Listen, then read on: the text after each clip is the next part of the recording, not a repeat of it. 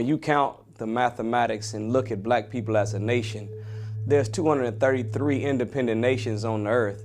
Out of the 233 independent nations, black people at $1.3 trillion are the 8th richest nation in the world.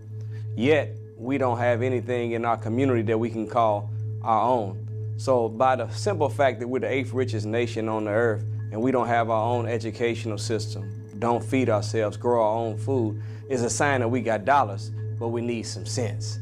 So I said we blame the white man for 95% of our problems, but we still spend 97% of our money with them. That's bass accurate. We do have $1.3 trillion in money. That's income though, and that's not wealth.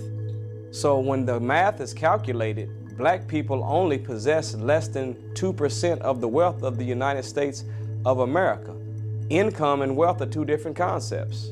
Income is the money you earn by exchange of your time or the sale of a good product or service. But wealth is when you exchange that money for something that either keeps value or increases in value over time. Black people, we are the leaders in unnecessary spending. We buy stuff we don't need from people that we don't like to impress people we don't know. And at the end of the math of the equation, we end up having nothing but a whole bunch of name brand stuff, but never businesses that we can pass down to our children or real estate that increases or keeps its value over time. So we've got income, but we don't have the wealth. That's why I said we've got dollars, but we need some sense. Out of that $1.3 trillion, Brother Lynn, do you know that we spend $23 billion a year on clothes, $11 billion a year on furniture, $3.2 billion on keeping up with the latest cell phone that came out, $46 billion on cars, $60 billion on legal and illegal drugs, $32 billion dressing up the outside of our head. But when it comes to dressing up the inside of our mind, which is the purchase of books, only $300 million is purchased in books.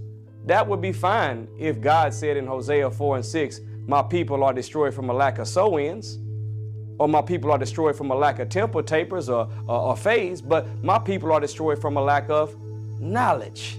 So we should be investing more in the building up of the mind and building up of our character, getting the sense that we need to go with those dollars, so that when we marry our wealth with some wisdom, we can actually leave something behind for our children and our children's children that they can call their own.